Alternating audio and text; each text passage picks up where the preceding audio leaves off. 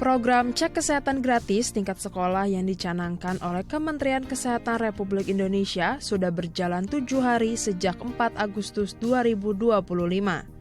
Diadakan serentak di seluruh sekolah di Indonesia yang ditandakan dengan 12 lokasi yang dikunjungi langsung oleh para Menteri Kabinet Merah Putih. Para siswa SD sampai SMA mendapatkan setidaknya 13 jenis pemeriksaan kesehatan, mulai dari pemeriksaan mata, pemeriksaan telinga, pemeriksaan gigi, pemeriksaan tekanan darah, bahkan pemberian vaksinasi. Kementerian Kesehatan menargetkan sejumlah 53 juta siswa di Indonesia mampu mendapatkan cek kesehatan gratis hingga akhir tahun ini. Ya, untuk membahasnya lebih lanjut kita telah terhubung langsung dengan Widiawati selaku juru bicara dari Kementerian Kesehatan RI. Kita langsung sapa. Selamat siang Bu Widya. Assalamualaikum, apa kabar di sana Ibu? Waalaikumsalam, selamat siang, salam sehat, alhamdulillah sehat semuanya. Tapi agak hujan ya Mas. Oh iya, betul. Sekarang juga Jakarta masih dilanda musim hujan ya, padahal sudah bukan musimnya. Kita doakan semoga semua dalam keadaan sehat ya Bu. Oke. Amin, amin.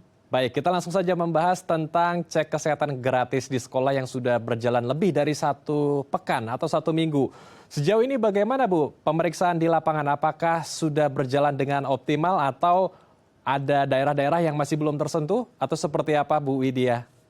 Ya, kalau pemeriksaannya sendiri berjalan dengan baik ya, lancar. Jadi memang sudah kan sebelum tanggal 4 Agustus memang sudah dilakukan rapat bersama dengan pemerintah pusat, pemerintah daerah, kemudian juga dengan puskesmas dan sekolah-sekolah yang akan menjadi target pemeriksaan. Tidak bisa semuanya langsung, jadi harus bertahap karena kan jumlahnya 53 juta anak di seluruh Indonesia. Maksudnya peserta didik. Nah, jadi yang pertama sekali adalah 12 lokasi untuk kick off tanggal 4 Agustus. Nah, itu berjalan dengan baik. Antusiasme anak-anaknya juga bagus sekali dan itu apresiasi kepada para gurunya, kemudian juga orang tua yang sudah mendorong dan menyemangati anak-anak mereka untuk ikut dalam cek kesehatan gratis. Karena biasanya kan kalau anak-anak tuh takut ya, takut diperiksa, apalagi dengar kok diperiksa apa, nanti takut disuntik, padahal enggak. Kalau di SD memang tidak dilakukan penyuntikan supaya menghindari anak-anak itu takut, tapi kalau di SMP dan SMA mereka sudah besar, jadi dilakukan pemeriksaan dengan cucuk darah. Sejauh ini berjalan dengan baik, anak yang total yang sudah diperiksa sebanyak 84.846 anak, itu data per 10 Agustus ya Mas ya, Mas Andre, adalah 10 Agustus 2025 di SD atau pesantren atau sederajat. Nah, kemudian jumlah provinsinya sudah 28 provinsi, kabupaten kotanya 126 kabupaten kota, dan puskesmasnya yang melayani sebanyak 246 puskesmas. Nah, ini kalau di SD-nya, SD dan sederajat, tapi kalau SMP-nya ada madrasah, kemudian pesantren itu sebanyak 13.399. Tadi SD-nya 66.000. Sudah ada di 27 provinsi, kemudian 81 kabupaten kota, dan juga yang menangani atau yang membantu adalah 127 puskesmas. Kalau untuk SMA-nya sebanyak 5.288 anak, ada di 25 provinsi, 54 kabupaten kota, dan yang melayani 75 puskesmas. Sejauh ini semua berjalan dengan lancar dan kita kan akan terus bergerak, targetnya hingga di Desember. Mudah-mudahan bisa tercapai. Oke. Lalu sejauh ini apa yang paling banyak ditemukan di lapangan atau di sekolah? Sakit apa yang paling banyak diderita oleh anak-anak kita? Apakah betul sakit gigi yang paling banyak ditemukan oleh tim medis, Bu? Iya, betul. Dari seluruh anak sekolah di jenjang SD, kemudian jenjang SMP dan SMA, memang yang didapatkan sekitar 37% sampai 44% itu karies gigi. Kemudian 36% di masalah gizi, dan kemudian di 18% itu mengalami masalah telinga. Ini adalah apa namanya hasil yang baru kita dapatkan per laporan 10 Agustus karena kan ini terus berjalan ya. Jadi mungkin ada penambahan lagi yang belum kita kolaborasi. Sejauh ini itu hasilnya. Hmm, baik, lalu apakah ada tindakan lanjutan untuk anak-anak kita yang mengidap sakit gigi seperti ada pengobatan lebih lanjutnya setelah pemeriksaan, Bu Widya? Iya, pengobatan lebih lanjut pasti ada seperti cek kesehatan gratis pada umumnya yang besar itu ya Mas ya. Yang dulu katanya cek kesehatan ulang tahun, tapi sekarang tidak usah di hari ulang tahun, di hari biasa pun tidak ulang tahun boleh memeriksakan. Intinya adalah 1 kali 1 tahun untuk cek kesehatan gratis. Nah, kalau hasilnya normal, maka peserta didiknya itu pastinya akan mendapat edukasi tentang pola hidup sehat, kemudian gimana sih dia mencegah penyakit, kemudian juga pasti anak didik itu diingatkan, jangan lupa untuk melakukan cek kesehatan lagi di tahun berikutnya. Jadi rutin, buat apa? Buat jaga kesehatan. Nah, kalau hasilnya lain, atau misalnya ada masalah, maka misalnya ada tadi karies gigi atau mungkin ada telinganya tadi, maka akan diberikan proses pemeriksaan lanjutan di puskesmas. Kalau diperlukan penanganan yang lebih lanjut karena ada masalah, maka bisa dilakukan rujukan BPJS yang diberikan ke tingkat FKTP gitu ya. Jadi pemeriksaan yang lanjutnya itu nanti akan diteruskan ke FKTP. Pemeriksaan ini harus dilanjutkan dan harus selesai sampai anak itu betul-betul mendapatkan pemeriksaan pelayanan kesehatan secara keseluruhan dan anak itu dikatakan bahwa oke, sudah sehat, sudah selesai pemeriksaannya. Untuk apa sebenarnya? Karena untuk nanti kan tahun depan lagi dia periksa lagi. Nah, kalau misalnya periksa lagi, kita juga akan tahu kan data-datanya. Jadi kita juga mesti tahu bahwa berapa jumlah anak sehat, berapa jumlah anak yang tadinya ada masalah kemudian tertangani dan mereka menjadi sehat kembali, gitu.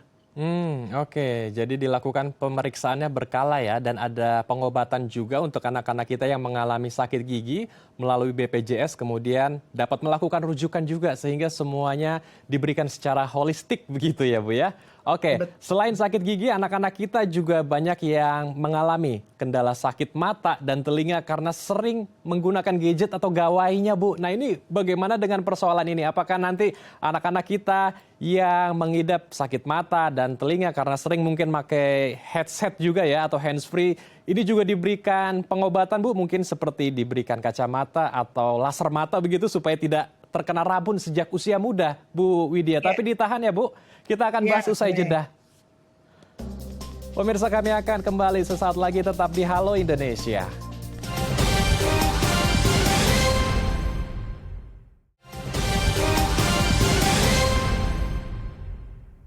Terima kasih pemirsa, Anda masih bersama kami di Halo Indonesia. Kita akan lanjutkan diskusi kita bersama dengan Ibu Widyawati, selaku juru bicara dari Kementerian Kesehatan Republik Indonesia. Ibu Widya, melanjutkan pertanyaan saya di segmen sebelumnya. Jadi selain sakit gigi yang dialami oleh anak-anak kita, sakit mata dan telinga ini juga banyak yang dialami oleh anak-anak di sekolah. Kalau dari Bu Widya sendiri, gimana tanggapannya Bu? Apakah betul karena banyak anak-anak kita yang susah lepas dari gadget atau handphonenya, Bu Widya? Kalau dari informasi kita ngobrol, memang gadget itu adalah pengaruh besar ya. Kalau kita boleh katakan main gadget hampir istilahnya kalau dikatakan bahwa separuh harinya main gadget gitu kan ya. Dan itu kan sinarnya nggak bagus. Kemudian pakai handsfree segala macam. Ya itu adalah pengaruh-pengaruh yang akan lari ke mata, kemudian lari ke telinga. Nah, tadi ditanyakan bahwa gimana tuh nanti apakah dia dapat pemeriksaan? Betul. Nah, kita kan ada jenjang pemeriksaan sesuai dengan prosedur BPJS gitu ya. Jadi kan pemeriksaan gratis itu hanya menemukan penyakit-penyakit dasar yang ditemukan, misalnya kayak periksa darah, tensi, kemudian ininya segini, tensinya, sistolnya, diastolnya segini, kemudian nanti berarti ini tinggi, dirujuk ke puskesmas. Apa yang harus dilakukan? Kemudian puskesmasnya kasih obat misalnya. Ini untuk ngontrol dan menurunkan tekanan darahnya. Nah, sama juga dengan mata dan telinga. Akan dirujuk ke puskesmas. Nanti dilihat. Kalau misalnya memang harus dibutuhkan rujukan lebih lanjut, kan pastinya kalau mata misalnya ada apa-apa, ya butuh kacamata atau apa, itu akan bekerja sama dengan BPJS. Apakah akan mendapat fasilitas dari BPJS untuk seperti ada kacamata, kemudian ada pemeriksaan lanjut, itu kan sesuai dengan prosedurnya, sudah berjalan nanti itu. Nah, kita kan cek kesehatan gratis menemukan penyakit-penyakit dasar yang membebani anak-anak tersebut gitu loh. Jadi nanti dilanjutkan sampai dia sehat. Prosedurnya ada di puskesmas, ada di FKTP, ada di BPJS atau asuransi yang lain berlanjut gitu, Mas. Ya baik, jadi prosedur untuk tindak lanjutnya akan disediakan atau sudah disediakan ya melalui Ya, sistem kalau BPJS kalau di sana? ya kalau misalnya mereka ikut BPJS, orang tuanya ikut kan anaknya ikut misalnya, ya itu Mhm. nanti akan seiring dengan apa sih yang dapat fasilitas apa saja dari BPJS gitu lah. Hmm, Pemeriksaan mata sampai mana atau pemeriksaan telinga sampai mana kayak gitu. Nanti itu berjalan, Mas. oke baik. Saya Hmm. mau bergeser ke wilayah-wilayah yang tertinggal, terdepan atau terluar ya, wilayah 3T begitu. Ini Hmm. bagaimana Bu Widya? Apakah dari tim Kemenkes, tim medisnya juga sudah mencukupi untuk masuk ke wilayah-wilayah 3T dan menyediakan CKG untuk anak-anak kita? Iya, jadi kan kita mengadakan CKG, sebetulnya kuncinya sekali lagi bahwa CKG itu merengkuh 281 juta jiwa warga negara Indonesia. Berarti tidak ada yang terlewatkan dari bayi baru lahir sampai lansia. Kuncinya itu dulu ya Mas Hmm, ya. Nah, di sini kita lagi ngobrol soal 3T. 3T itu kan ada anak sekolah, ada juga orang tuanya dan segala macam. Negara hadir untuk mereka gitu ya. Jadi makanya ada beberapa rumah sakit, kemudian ada beberapa juga fasilitas pelayanan kesehatan yang juga dipenuhi tenaga kesehatannya, SDM-nya untuk merangkul atau untuk melayani masyarakat yang ada di daerah 3T. Untuk anak-anak sekolah, puskesmas atau SDM-nya atau tenaga kesehatan kan datang ke sekolah. Jadi hmm. mereka yang datengin. Jadi puskesmas terdekat atau dari provinsi kabupaten terdekat mereka akan datang dan itu memang sudah tugas gitu ya. Makanya ada pembagian bahwa perjanjian bahwa oke, kita diperiksa tanggal berapa ya gitu. Supaya apa? Supaya si tenaga kesehatan itu kan mereka juga punya kerjaan yang rutin di puskesmasnya atau di rumah sakitnya atau di FKTP-nya, ya kan? Nah, supaya pekerjaan rutin tidak terganggu, maka mereka akan berkoordinasi dulu dengan sekolah, dengan dinas kesehatan, dengan puskesmasnya untuk masuk ke daerah-daerah terpencil itu. Jadi, sekali lagi sampai saat ini tidak ada kendala dan tenaga-tenaga kesehatan akan menghampiri anak-anak sekolah itu. Sekali lagi kan ini adalah bukti dari negara hadir untuk masyarakat. Oke, jadi puskesmas-puskesmas yang ada di wilayah-wilayah setempat, terutama di wilayah 3T yang akan menghampiri ya ke titik-titik Iya, sekolah tersebut ya. Jadi semua wilayah akan terakomodir. iya. Oke. Terakhir harapannya Bu Widya dengan adanya CKG ini yang menyediakan layanan kesehatan gratis untuk mengecek kesehatan anak-anak kita dan apa harapan juga untuk anak-anak kita di masa depan dengan adanya layanan CKG ini, Bu? Ya. Jadi cek kesehatan gratis ini adalah program pertama yang merengkuh atau merangkul 281 jiwa untuk cek kesehatan gratis, untuk memeriksakan kesehatan tanpa ada terkecuali, jadi nggak ada yang ketinggalan. Jadi dari orang dewasa, dari bayi-bayi lahir sampai ke lansia. Jadi diharapkan ayo ikut CKG, jangan jangan takut, jangan ragu. Kan kadang-kadang suka orang takut, aduh nanti sakitnya apa. Nggak apa-apa, dari situlah kita mulai untuk memeriksakan diri kita, untuk menyehatkan kita. Jadi semuanya pelayanan kesehatan akan kita terus tingkatkan supaya masyarakat akan mendapatkan pelayanan kesehatan maksimal untuk adanya negara hadir untuk mereka. Dan untuk CKG anak sekolah ini yuk kita sukseskan karena kita hargai hidup sehatnya anak-anak kita, anak-anak Indonesia. Kita punya tujuan Indonesia Emas 2045. Oke, baik kita harapkan cek kesehatan gratis ini bisa menjaga kesehatan anak-anak kita dengan optimal sehingga kita bisa menyongsong Indonesia Emas 2045 dengan penuh harapan. Terima kasih Bu Widya telah bergabung bersama kami di Halo Indonesia. Salam sehat, Assalamualaikum Ibu.